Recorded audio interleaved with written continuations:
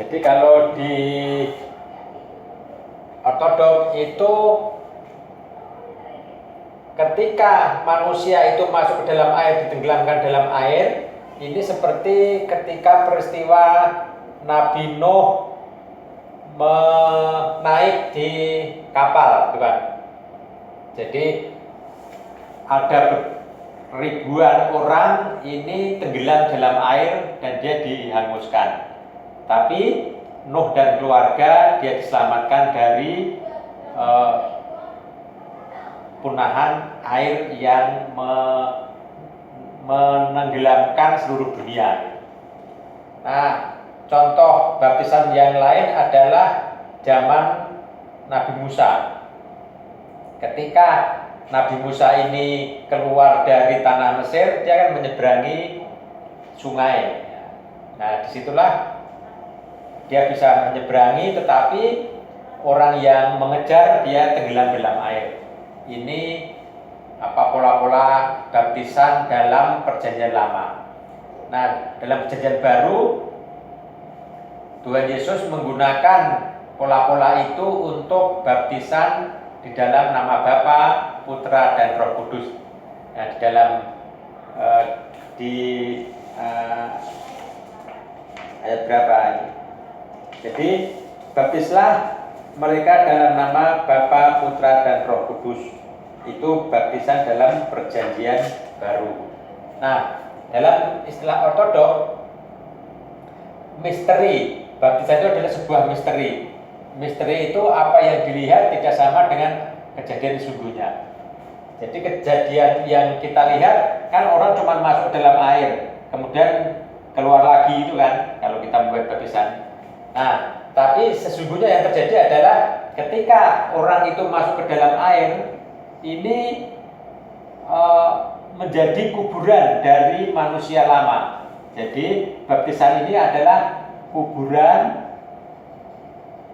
manusia lama. Ketika dia muncul dalam air, ini adalah rahim bagi manusia baru. Nah, ini ada perbedaan atau makna dari baptisan, dari misteri dari baptisan itu. Artinya bahwa manusia baru ketika dibaptis ini tidak mati lagi. Jadi ketika orang itu dibaptis, maka dia lahir dan tidak akan mati lagi. Nah, inilah misteri dari baptisan. Makanya setelah dibaptis tidak ada kematian di dalam gereja ortodok itu, sehingga tidak menutup kemungkinan kemudian orang saling mendoakan meskipun sudah mati di dalam kuburan. Itu antara orang yang masih di dunia dengan ketika sudah di surga atau di Firdaus, ini kan bisa saling mendoakan. Bukan berarti kemudian bisa berhubungan ya, tapi saling mendoakan. Artinya kalau misalkan kita dengan anak misalkan ya, atau orang tua dengan anak itu di penjara misalkan ya. Jadi misalkan orang tua di penjara, terus tiba-tiba ada kunjungan. Nah, tetapi kan kita tidak bisa melihat antara orang yang di penjara dengan di luar itu. Dan orang anaknya ini berpesan kepada sipir penjara ini, Pak, salam buat bapak saya yang di penjara gitu. Kita saling mendoakan, minta didoakan supaya saya bisa berbakti kepada Allah. Nah, jadi orang yang mati di dunia dengan yang sudah di surga bisa saling mendoakan. Nah, meskipun yang di dunia, yang di surga itu tidak didengar, tetapi Allah atau malaikat pelindung ini bisa memberikan perantara gitu. Itu di ortodok ya. Makanya kok orang mati kok minta didoakan, orang kudus kok minta didoakan, orang kudus. Nah inilah konsep dari orang ortodok. Doakanlah kami, orang-orang kudus doakanlah kami. Nah, apakah orang kudus mendengar di surganya supaya kita mendoakan? Jadi prinsipnya seperti itu tadi. Jadi meskipun orang kudus di dunia itu tidak mendoakan, orang kudus yang di surga itu tidak dengar, tetapi malaikat yang mendengarkan doa kita itu menyampaikan kepada orang kudus yang di surga supaya mendoakan anaknya yang masih ada di dunia. Itu konsep mengapa kok orang-orang kudus minta doa orang kudus supaya mendoakan yang masih hidup. Nah inilah konsep mengapa gereja ortodok masih saling bisa mendoakan meskipun yang sudah mati gitu ya. Jadi orang yang hidup di dalam alam yang lain. Jadi orang ortodok kalau di kuburan boleh ngomong. Ya, boleh aja. Ya. Kalau kita kan nggak boleh. Kalau di kuburan paling doa untuk kita. Ya bisa berdoa di orang kuburan bisa. Kalau kita kan pandangannya kalau kita pas di kuburan ziarah, kita kan hanya berdoa kepada Tuhan. Bukannya kita ngomong sama yang dikubur. Tapi orang ortodok diizinin ya, maksudnya gitu, ngomong sama yang di kuburan. Apa begitu? Apa beda? Bisa dikatakan bukan berbicara kepada orang yang ini ya. Jadi tadi kita minta doa orang yang mati, tapi melewati Tuhan gitu. Melewati para malaikat. Ada alam beda. Gini. Alamnya beda Pak Bu. Alamnya udah beda.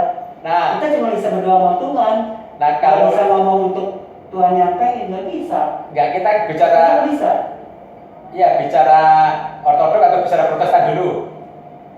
Ya kita secara gereja yang umum. Di luar ortodok kita kan berdoa hanya kepada Tuhan. Ya.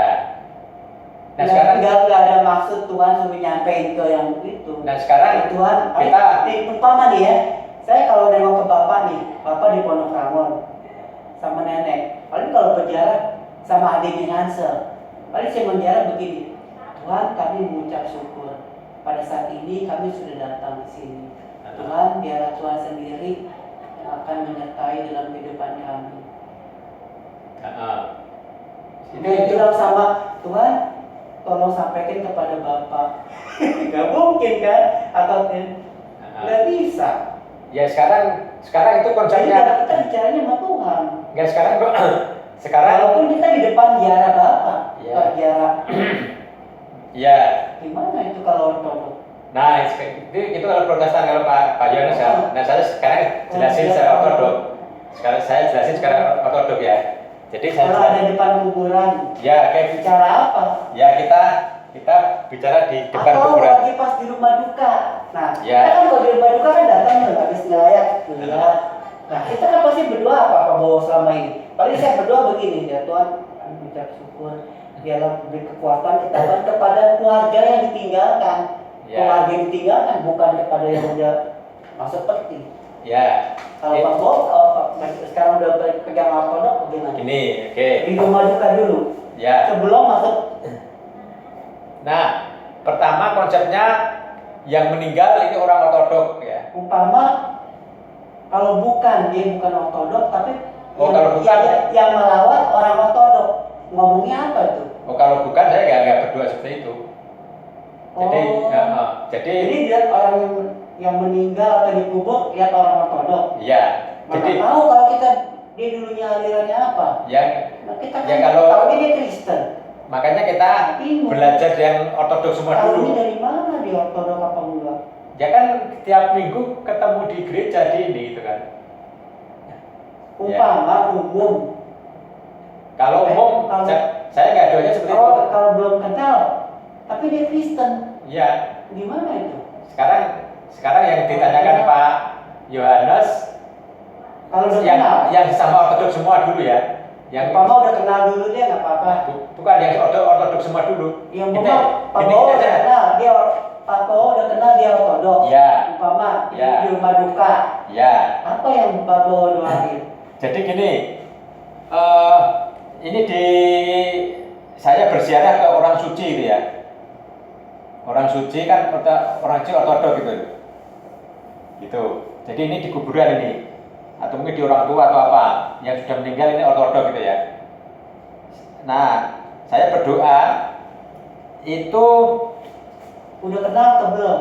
Ya sudah lah, sudah ini. Misalkan bapak saya atau siapa gitu ya. Jadi saya berdoanya ya di sini ada doa orang meninggal ini. Ya. Kita kan udah nggak boleh. Ya makanya. Orang yang meninggal. Makanya kan masih boleh. Ya makanya kita karena sekarang belajar ortodoks kan. Beda sendiri dong, khusus beda. Nah justru yang berbeda itu kita kan doain kita kan doain yang untuk hidup. Ya artinya kalau masih bisa doain yang pada sekarang yang menjadi berbeda itu Pak Yohanesnya atau ortodoksnya yang membedakan kepercayaannya. Ya artinya yang membedakan itu menjadi berbeda atau sudah berbeda atau memang yang baru itu sebenarnya Protestan atau yang ortodoks gitu. Doktrin teologinya begitu, Pak. Kita doain yang hidup. Iya, artinya kalau di ortodoks bisa doain yang hidup dan mati. Nah, kan katanya Pak Bo. Ortodoks begitu. Nah, sekarang bisa doain orang ortodoks dengan Protestan duluan mana lainnya? Nah, gitu kan. Pokoknya saya imani begitu waktu belajar katekisasi. Kita kalau di depan itu jarak ya kita doain yang hidup. Ya, makanya karena kita dulu belajar. Memang waktu saya belum Kristen, nenek kan saya bilang pakai iyo. Nah kalau orang Buddha benar Pak Bo, berarti ini sama orang Buddha dong ya. Orang Buddha iya bisa berdoa pakai iyo di depan kuburan, bisa ngomong. Oh. Kalau jangan-jangan ortodoks ngikutin orang Buddha. Orang Buddha benar Pak Bo, bisa ngomong, boleh sama yang mati. Begitu kan? Ya. Kalau ini kan ada kemungkinan kemiripan ya antara ortodoks dengan tapi ya justru hanya orang Protestan yang tidak boleh mendoakan orang mati. Kita juga ada yang hidup. Ya, berarti yang perlu dipertanyakan justru Protestannya itu. Ya kan? Itu memang meyakini doktrin begitu. Ya. Gak pernah bicara sama yang mati.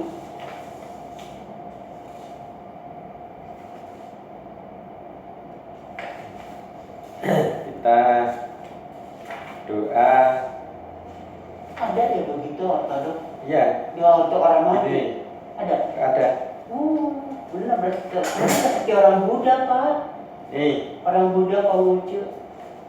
Saya bacakan ya. Doa bagi mereka yang telah meninggal. Saya bacakan nih. Bersama jiwa para orang benar yang telah meninggal, berikan istirahat ya juru selamat kepada jiwa hambamu. Misalkan Pak Leo yang sudah meninggal ya. Jagai dia ke dalam hidup keberkatan yang ada bersama engkau. Ya engkau mengasihi manusia di tempat istirahatmu ya Tuhan, di mana semua jana sucimu beristirahat. Berikan istirahat juga kepada jiwa hambamu Pak Alek, karena hanya engkau saja yang mengasihi manusia. Kemuliaan bagi Sang Bapa, Sang Putra serta Sang Roh Kudus. Engkaulah Allah yang telah turut ke alam maut dan melepaskan ikatan-ikatan peratawanan. Berilah istirahat juga kepada jiwa hambamu Pak Alek, sekarang dan selalu serta sepanjang segala abad. Amin.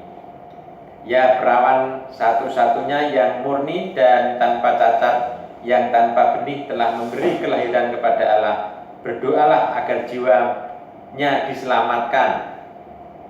Dengan para suci, berikan istirahat ya Kristus kepada jiwa hamba-Mu Pak Alek, di mana tidak ada sakit maupun derita, tak pula keluhan, tetapi hanya hidup yang kekal. Amin.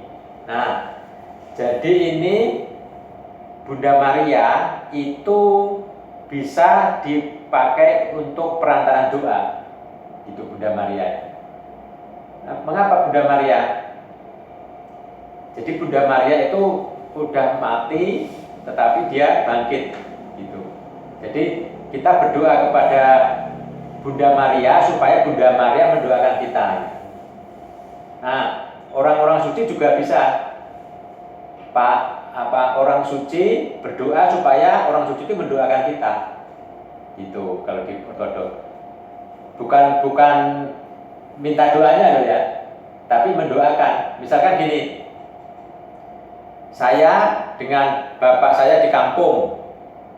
Nah, kemudian ada orang yang datang, Pak D saya datang, Pak minta tolong bapak mendoakan saya, boleh nggak? Kalau Pak Yohanes. Jadi saya di sini, bapak di kampung. Terus ada yang datang, om saya datang dari kampung. Pak, minta nanti mohon bapak mendoakan saya ya om. Tolong om bilang sama bapak supaya mendoakan saya. Boleh nggak? Kalau Pak Yohanes. Ya pengertiannya kalau masih hidup. Ya, kalau boleh kan? Nah sekarang orang ortodok itu masih hidup di surga sana gitu loh. Ini pengertiannya gitu ya? Iya. Jadi orang ortodok itu masih hidup. Jadi nggak ada kematian. Hanya tempatnya aja yang lain. Itu makanya kita minta doa orang meninggal itu minta didoakan itu masih seperti itu gitu bisa itu ya. Itu saya kayak Buddha. Orang Ya. Buddha kan bisa. Nggak tahu kalau Buddha kita Buddha nggak kan gitu bisa berdoa sama yang beda. Kalau Buddha berdoa, kalau kita ya itu bukan minta doanya, minta berkat, tapi minta didoakan. Saya Buddha nggak tahu ya. Jadi harus belajar dulu berdoa. Nggak tahu, nggak kemudian langsung menyamakan gitu. Ya. Bahkan Katolik dengan Ortodok juga beda. Maksudnya kan komunikasi. Nah, Maksudnya Ortodok bisa komunikasi. enggak juga. Jadi Ya itu apa saya dengan kalau minta didoakan berarti apa saya dengan Bapak bisa komunikasi di kampung sekarang gitu? kan tadi minta doa ya. Nah ya, tapi kan minta perantaraan om. Gitu. Jadi saya dengan Bapak di kampung nggak bisa komunikasi, tetapi kan Bapak di kampung bisa mendoakan saya kan, gitu. Nah, komunikasi itu om itu ya malaikat yang menyampaikan Tuhan gitu ininya. Jadi ortodok seperti itu ya. Kalau kita kan ya nggak bisa begitu ya. Yang selama ini kita percayain kita berbicara sama Tuhan aja. Ya. Dan doain yang hidup ya. Ya Perbedaannya itu. di situ ya. Ya sekarang di analisa mengapa terjadi perbedaan gitu. Itu ada sejarahnya. Mengapa Ortodok bisa begitu? Ortodok duluan, jadi yang justru Protestan itu karena dia melawan Katolik dan apa-apa yang bertentangan dengan Katolik dilawan gitu. Karena kan dulu Ortodok bisa dengan Katolik, Katolik dengan Protestan, jadi melawan gitu. Jadi kan menganggap bahwa Katolik itu salah, makanya apa-apa yang ada di dalam batu dilawan. Padahal tidak semua yang Katolik itu salah gitu, tidak semua. Nah, tapi sebenarnya Katolik dengan Ortodok juga berbeda, masih ada perbedaannya di dalam baptisan. Nah sekarang yang saya jawab, kenapa kalau orang Ortodok mendoakan orang yang bukan Ortodok lain? Jadi kalau orang Ortodok mendoakan orang bukan Ortodok dengan yang sudah meninggal lain, beda dengan tadi. Minta didoakan enggak? Ini ada. Oh gitu. Itu cuma bisa sama-sama. Iya, sama Ortodok. Itu ya. Itu kalau yang bukan ortodok ada ya doanya ada, tapi saya belum ini. Karena kita kalau yang bukan ortodok tidak memastikan beliaunya berada di Firdaus atau enggak, sehingga doanya lain. Ya. Gitu. Nah sekarang kalau di Protestan ini beda lagi baptisan itu. Jadi baptisan di Protestan itu hanya sebagai lambang, gitu. Lambang bahwa kita itu menjadi Kristen, simbol, gitu. Sebagai simbol dipercaya di ini. Gitu. Nah ini berbedanya ya. Jadi kalau Protestan dibaptis itu adalah menyatakan bahwa dia kita bilangin sebagai orang Kristen. Jadi waktu belajar katekisasi materai. Ya dimeterai. Saya percayanya waktu belajar materai, jadi materai. Ya dimeteraikan bahwa lambang atau simbol seseorang telah menjadi Kristen. Materai kita. Ya. Kalau yang Roma Katolik, baptisan itu sebagai sakramen atau menjadikan suci, atau sebagai pengkudusan atau sebuah perjanjian bahwa kita itu sebagai tentara Kristus, gitu. Bahwa Laskar Kristus, gitu ya. Iya kan? Tertullianus itu itu ada materai, pernyataan Tertullianus warga kerajaan Allah. dan itu kan sudah pola, karena di Roma itu kan sebagai pusat kekuasaan, makanya selalu dikaitkan dengan laskar tentara. Nah kalau di ortodok kan tadi lain ya. Jadi kalau di ortodok itu pindah warga negara, gitu. Jadi kalau dibaptis itu dari warga negara dunia menjadi warga negara kerajaan surga, gitu. Makanya ketika orang itu dibaptis, maka tidak mati lagi di orang selama-lamanya, jadi menjadi abadi. Jadi orang itu menjadi warga negara kerajaan surga ketika mereka itu dibaptis. Itu kalau di ortodok itu. Makanya lu kok bisa orang bisa mendoakan orang di dunia dengan di alam sana kok bisa saling mendoakan, itu apa? Ya karena kita sama-sama warga kerajaan surga meskipun tempatnya masih di dunia dengan masih di pangkuan Abraham. Ya. Jadi sebuah misteri. Nah, mungkin itu aja tambahannya. Ada ini yang lagi banyak. Itu di